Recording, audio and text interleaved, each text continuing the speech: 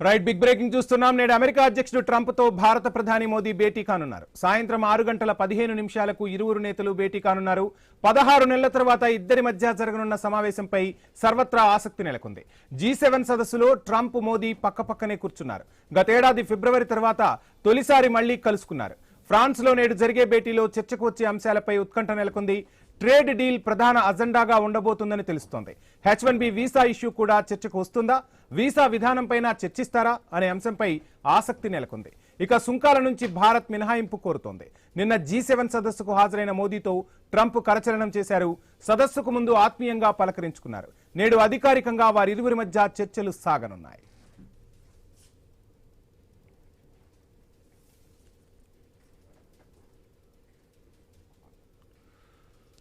Right, నేడు America అధ్యక్షుడు Trump తో భారత ప్రధాని మోదీ భేటీ కానున్నారు. సాయంత్రం 6:15 ఇరువురు నేతలు భేటీ కానున్నట్టు తెలుస్తుంది. 16 నెలల తర్వాత ఇద్దరి మధ్య జరగనున్న సమావేశంపై సర్వత్రా ఆసక్తి నెలకొంది. ఇదే అంశానికి సంబంధించి మనతో మాట్లాడేందుకు మస్తాన్ రావు గారు, ప్రముఖ విశ్లేషకులు సిద్ధంగా ఉన్నారు. మస్తాన్ రావు గారు, నమస్కారం. నమస్తే అండి. నమస్తే వంశీ గారు.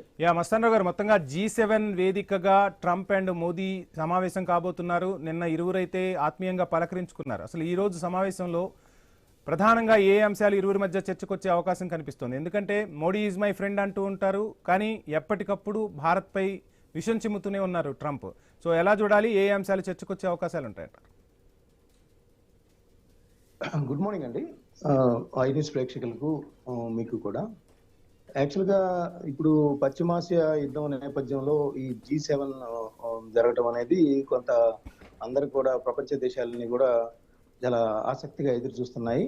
ఎలా ఉంది ఏంటి, పశ్చిమాసియా యుద్ధం ముగియబోతున్న నేపథ్యంలో నిన్న ఏదైతే నరేంద్ర మోడీ గారు అదేవిధంగా ట్రంప్ కొద్దిసేపు మాట్లాడుకున్నారనే దాని మీద అయితే ఇక్కడ మనం చూడాల్సింది ఏంటంటే ప్రధానంగా అమెరికాతో ఎలాంటి సంబంధాలు బలపడిపోతున్నాయి ఏంటి. ఎందుకంటే ఆయన ఫ్రాన్స్తో నరేంద్ర మోడీ గారు కొన్ని విషయాలు మాట్లాడినప్పుడు ఏంటంటే అమెరికా ఏదైతే మనకి కొన్ని విషయాల్లో ప్రతిబంధకంగా వ్యవహరిస్తుందో, సుంకాల విషయం కావచ్చు, లేదంటే రష్యా నుంచి చమురు కొనుగోలు విషయం కావచ్చు, ఇవన్నీ నేపథ్యంలో G7 దేశాలకు సంబంధించి ఫ్రాన్స్ అధ్యక్షుడితో మాట్లాడిన మాటలన్నీ కూడా మనం ఇక్కడ చూడాలంటే అమెరికానే కాదు, మాకు ఇతర దేశాల నుంచి కూడా యూరోపియన్ యూనియన్ కానీ G7 లో ఉన్న ఇతర దేశాలకు సంబంధించి కానీ ఏదైతే మాకు సహకారం అందుతుంది అనేది ఆయన స్పష్టం చేయదలిచినట్టుగా కూడా మనకి అర్థమవుతుంది. అయితే ఇక్కడ H1B వీసాకి సంబంధించి ఏంటంటే ప్రధానంగా భారతీయ విద్యార్థులందరూ కూడా చాలా ఇబ్బందులు ఎదుర్కొంటున్న పరిస్థితి. సో దానికి సంబంధించి ప్రధానంగా ఏంటంటే భారత్ ఆ విషయంలో కొంత సులభతరం చేయాలనే విధంగా కోరుతున్న విషయం కూడా జయశంకర్ గారు కూడా చాలా సందర్భాల్లో ప్రస్తావించారు. సో ఇప్పుడున్న పరిస్థితుల్లో భారత్ కూడా అమెరికాకి ప్రధానమైంది కాబట్టి అది ఈ సుంకాలకు సంబంధించి ఏవైతే గతంలో ఎక్కువగా విధించారో వాటికి సంబంధించి కానీ, అదేవిధంగా మనకి ట్రేడ్ డీల్ కుదరబోతుంది కాబట్టి త్వరలో జూలై ఫస్ట్ వీక్ కానీ ఎండింగ్ కానీ ఇది జరిగే అవకాశాలు ఉన్నాయి. ఇప్పుడు అగ్రికల్చర్ కి సంబంధించి కానీ ఇంకా చాలా అంశాలు. మస్తాన్ రావు, ఇక్కడ ఇంకొక అంశం కూడా మాట్లాడుకోవాల్సి వస్తే చాలా సార్లు విమర్శలు వినిపిస్తున్నాయి మోదీపై. సో ట్రంప్ ఏం చెప్తే అది వినాల్సి వస్తుంది, అమెరికా ఏం చెప్తే అది వినాల్సి వస్తున్న పరిస్థితులు కనిపిస్తున్నాయి. చమురు కొనుగోళ్లకు సంబంధించి కానీ, వ్యవసాయ ఉత్పత్తులకు సంబంధించి కానీ, ఎగుమతులు దిగుమతులకు సంబంధించి కానీ, సుంకాలు మనపై విధించను అంటూనే ఎక్కువగా విధించడం కానీ, ఇవన్నీ కూడా రాజకీయంగా ఇప్పుడున్న ఎన్డీఏ సర్కార్కు కాస్త ప్రతిబంధకంగా మారాయి. ఒక క్లారిటీ ఇప్పించే ప్రయత్నం ఏమైనా చేస్తారా అంటే ఎక్కడా కూడా మనం తలొగ్గట్లేదని జయశంకర్ చెప్తూ ఉన్నా, సో ఒక క్లారిటీ అయితే రావాల్సి ఉంది. సో మన విదేశాంగ విధానం ఇది. మీరు ఇందాక కొన్ని విషయాలు చెప్పారు. ఒక అమెరికానే కాదు, మాకు చాలా దేశాలతో సత్సంబంధాలు ఉన్నాయి, చాలా దేశాలతో మేము వాణిజ్యం నెరపగలం, చేయగలం, చాలా దేశాలతో డీల్ కూడా కుదుర్చుకుంటున్నాం. చమురుకు సంబంధించి ఇక మన విధానం స్పష్టంగా ఉండబోతుందా? ఖచ్చితంగా అండి. మన విధానం ఏదైతే ఉందో జయశంకర్ గారి మాటల్లో 2 రోజుల క్రితం మనం చూసాం. జయశంకర్ గారు చెప్పింది ఏంటంటే ఏదో అమెరికా చమురుకి సంబంధించి మేము అనుమతిస్తేనే భారత్ కొంటుందని. అట్లా ఏం కాదు.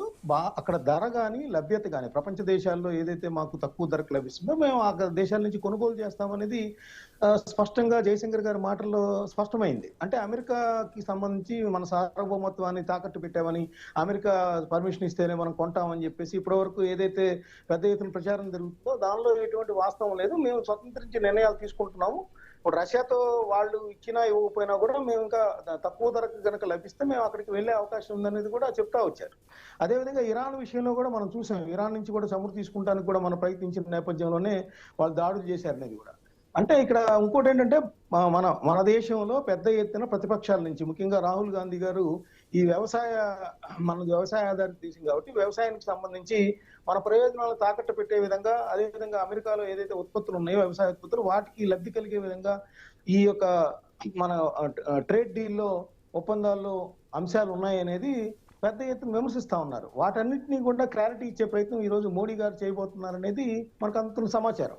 అదే కాదు H1B వీసాలకు మస్తాన్ రావు గారు ఇక్కడ ఇంకొక అంశం కూడా మాట్లాడుకోవాలి. ఆయిల్ కు సరఫరాకు సంబంధించి వెనిజులా ఆయిల్ ఇప్పుడు అంతా కూడా అమెరికా గుప్పిట్లో ఉందనేది సుస్పష్టం.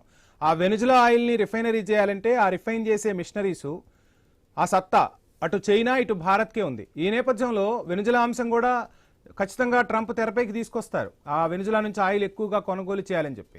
సో అటువంటి సందర్భాల్లో మనం ఎక్కడా తలగకుండా మాకు ఈ రేటుకైతేనే మేము ఆ వెనిజులా ఆయిల్ని తీసుకుంటామని చెప్పి కూడా మన ప్రభుత్వం కరాఖండిగా చెప్పే అవకాశాలు కూడా ఉన్నాయనిపిస్తుంది. అంటే ఆ రిఫైనరీస్ ఏవైతే ఉన్నాయో వెనిజులా ఆయిల్ని రిఫైన్ చేయాలి అంటే ఆ సత్తా ఉన్న దేశాలు రెండు ప్రపంచంలో, ఒకటి చైనా, భారత్. అటువంటి నేపథ్యంలో ఇప్పుడు అమెరికాకే మన అవసరం ఏర్పడినట్టుగా మనం భావించవచ్చుగా? ఖచ్చితంగా అండి. మొన్న వెనిజులా అధ్యక్షురాలు ఇక్కడికి వచ్చినప్పుడు కూడా ఆ విషయాన్ని కూడా చర్చించారు. అయితే ఏంటంటే అది సూచనప్రాయంగా చర్చిన పరిస్థితి ఉంది. కానీ ఒక సమావేశాల సందర్భంగా ఈ సంబంధాలు మరింత దృఢంగా, అంటే మనకి ఒక పక్కన రష్యా నుంచి ఉంది, ఇప్పుడు హార్మోజ్ తెలుసుకుంది కాబట్టి అక్కడి నుంచి కూడా వచ్చే అవకాశం ఉంది. సార్ మనం మూడు వైపులా ఎక్కడ కావాలంటే ఎక్కడ తక్కువకి భారతదేశానికి లభిస్తే అక్కడి నుంచి చమురు నిల్వలు కొంటాం, కానీ మీ యొక్క ఒత్తిడికి తలగ్గేది లేదనేది కూడా జయశంకర్ గారి మాటల్లో స్పష్టమైంది. ఈ రోజు మోడీ గారు కూడా సున్నితంగా అదే చెప్పదలిచారు. ఎందుకంటే మనం మొన్న అమెరికా ఈ విధంగా ఆంక్షలు పెడుతున్న నేపథ్యంలో యూరోపియన్ యూనియన్ కి సంబంధించిన అధ్యక్షురాలు ఇక్కడికి వచ్చినప్పుడు, యూరోపియన్ యూనియన్ సమాఖ్యకి సంబంధించిన ఊర్సులా అండర్స్ వచ్చినప్పుడు కూడా అప్పుడు కూడా అదే విషయాన్ని భారత్ ప్రపంచానికి చాటి చెప్తూ ఉంది. భారత్ 140 కోట్లతో మంచి మార్కెట్ గా అభివృద్ధి చెందుతూ ఉంది. మీ యొక్క చెప్పు చేతుల్లో ఉండే అవకాశాలు లేదు, మాకు ఎక్కడైతే ప్రపంచంలో తక్కువ ధరకు లభిస్తుందో అక్కడికి మేము వెళ్తాము అనేది సున్నితంగా చెప్తా ఉన్నారు. ఎందుకంటే మన విదేశాంగ విధానంలో ఇటీవల కాలంలో చూసుకుంటే గణనీయమైన ప్రగతికి కనిపిస్తా ఉన్నాయి. అన్ని దేశాల్లో కూడా మంచి సంబంధాలు నెరుపుతా ఉన్నాం. సో ఆ ఇంపాక్ట్ అమెరికాకు కూడా తెలియజేసే విధంగా. అండ్ మస్తాన్ రావు గారు యుద్ధాన్ని అటో ఇటో ట్రంప్ ఏదో ఒక ట్రంప్ కార్డుతో ముగించాడు అన్న పరిస్థితులు కనిపించాయి. కానీ ఇప్పుడు నిజమైన సవాల్ని ఎదుర్కోబోతున్నాడు ట్రంప్. త్వరలో ఎన్నికలను ఎదుర్కోవాల్సి ఉంది. ఈ నేపథ్యంలో భారతీయుల మద్దతు చాలా అవసరం ట్రంప్కు విజయం సాధించాలంటే. దానికి సంబంధించి H1B వీసాలకు సంబంధించి కానీ మొన్న ఈ మధ్య వరకు కూడా ట్రంప్ చాలా వ్యాఖ్యలు చేశాడు. సో మొత్తం అంటే అన్ని కంపెనీస్లో భారతీయులే ఆక్యుపై చేసుకుంటున్నారు, దీనికి చెక్ పెట్టాల్సిన అవసరం ఉంది అని కూడా చెప్తున్నారు.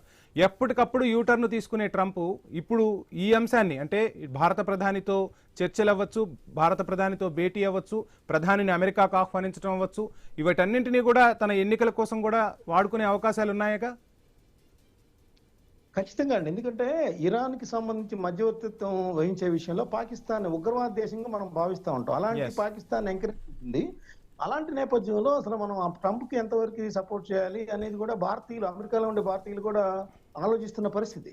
సో ఇవన్నీ నేపథ్యంలో ఏంటంటే ఇప్పుడు H1B వీసా అనే కాదు, ఇప్పుడు ట్రంప్ కి సంబంధించి ఏంటంటే అసలు నిజానికి రేపు 19వ తారీఖు ఏదైతే ఆయన ప్రతిపాదించారో సైన్ చేస్తామని, దానికి నాకు తెలిసి ఒక కొలిక్కి వచ్చే అవకాశాలు అయితే కనపడుతున్నాయి. ఎందుకంటే ఇజ్రాయెల్ అమెరికా మాట విన్నని చెప్పేసింది లెబనాన్ విషయంలో. ఇరాన్ ఏమో అది పట్టుబడతా ఉంది. పాకిస్తాన్ ప్రధాని ట్వీట్ చేసినా కూడా దాన్ని లెక్క చేయని పరిస్థితి కూడా ఉంది. లెబనాన్ నుంచి వెనక్కి రాము, మేము దాడులు కొనసాగిస్తాం, ఇరాన్ మీద ఎప్పుడు కూడా మా దాడులు కంటిన్యూ అవుతాయంటే చెప్తానున్నారు. ట్రంప్ కూడా ఇజ్రాయెల్ ఏదైతే నెతన్యాహు చేస్తున్న ప్రకటన పట్ల తీవ్ర అసహనం వ్యక్తం చేస్తా ఉన్నారు. సో దీని ఇంపాక్ట్ ఆ 60 రోజులు ఏదైతే ఇప్పుడు చెప్తా ఉన్నారో ప్రాథమికంగా, మరోవైపు ఇరాన్ కి సంబంధించిన నిధులు కూడా ఫ్రీజ్ చేయడం అనేది ఆపం అని చెప్పి చెబుతా ఉన్నారు. వాళ్ళు ప్రధానమైన డిమాండే అది. సో ఇవన్నీ కూడా ఆ యొక్క సైన్స్ ఏదైతే జరుగుతాయనే దాని మీద ఒప్పందం అనేది నీళ్ళు కమ్ముకుంటున్న విషయాన్ని కూడా మనం చూడాలి.